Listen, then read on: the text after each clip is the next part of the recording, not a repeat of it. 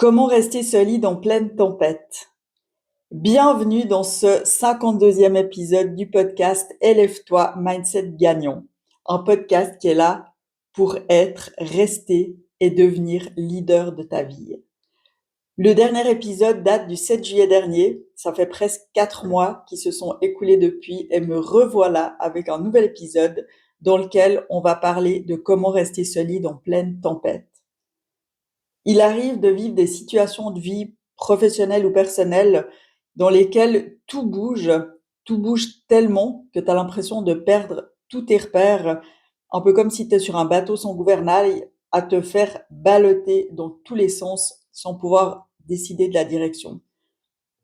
Ou sinon, il y a aussi l'effet machine à laver, qui est peut-être un peu plus parlant, où vraiment il y a tout qui tourne et on n'a plus le contrôle sur rien. Du moins, on a vraiment l'impression de plus avoir le contrôle sur rien. Tu subis tout simplement et ça, c'est très déstabilisant. Et d'autant plus si tu es comme moi et que tu aimes bien, que tu as besoin, parce que ça te rassure d'avoir le contrôle sur la situation. Parfois, on n'a juste aucun contrôle sur la situation et c'est dans cette direction-là que je vais t'emmener dans cet épisode. Alors l'épisode, je vais le découper en 3 points. Le premier, c'est comprendre ce qui se passe en toi pendant la tempête. Le deuxième, comment revenir à ton calme intérieur. Et le troisième, comment tu peux réagir pour avancer. Comprendre ce qui se passe en toi pendant la tempête. Alors d'abord, il y a le mental qui, lui, il veut tout contrôler.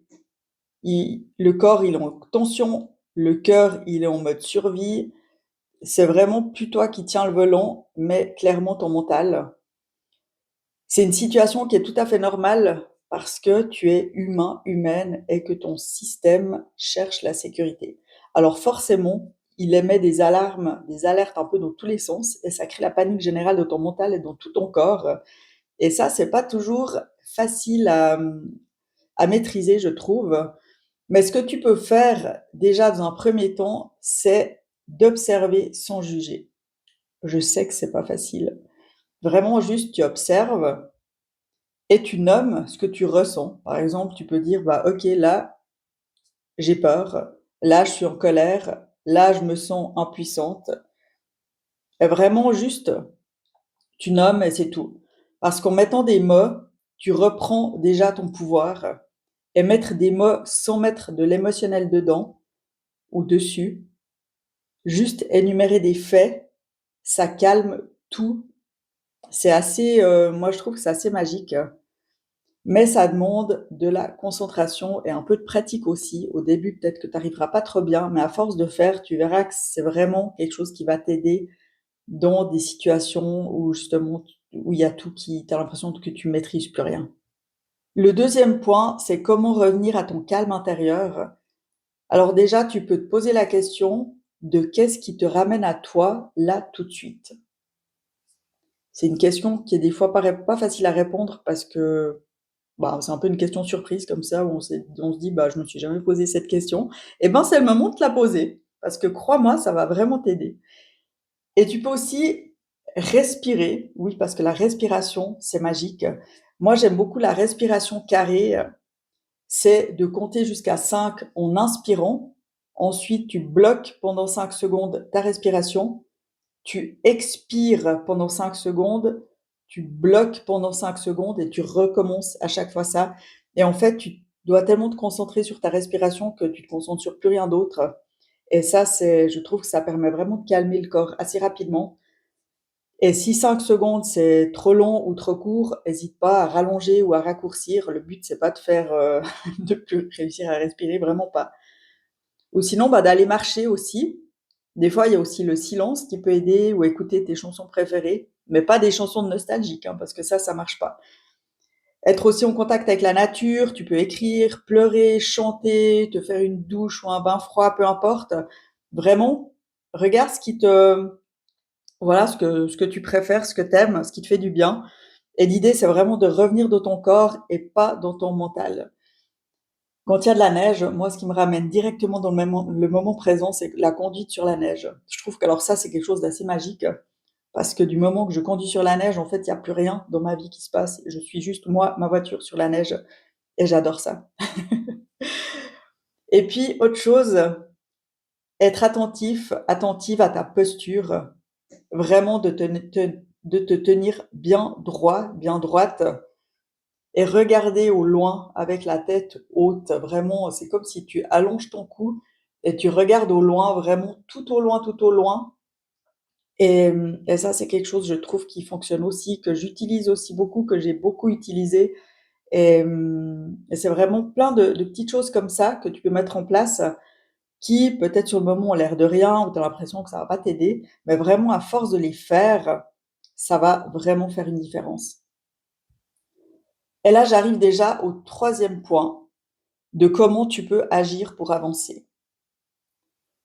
Quand tu es dans une tempête, tu vois pas la rive.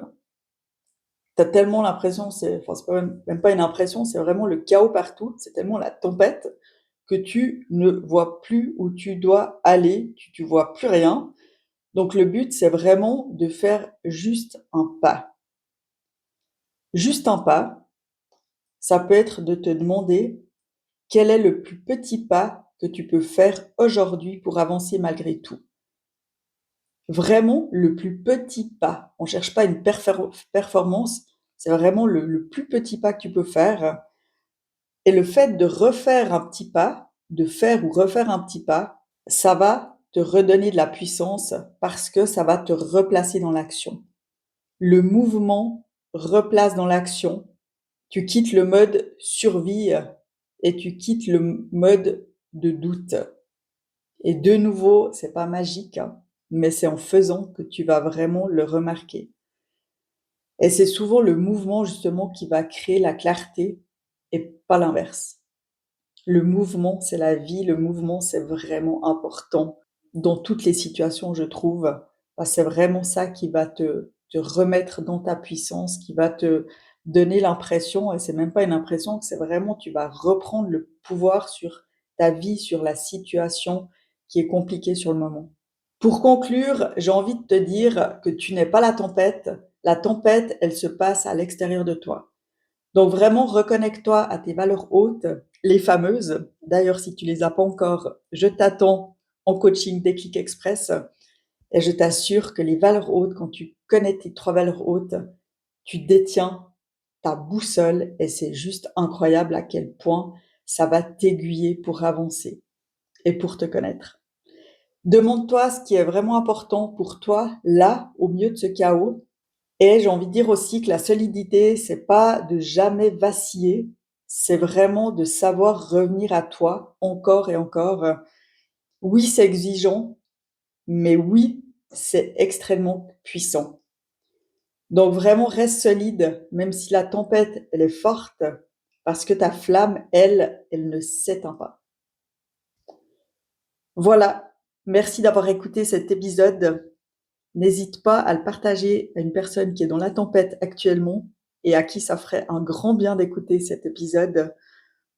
Et si c'est ton cas, fais un premier pas pour te replacer dans l'action et quitter le mode survie.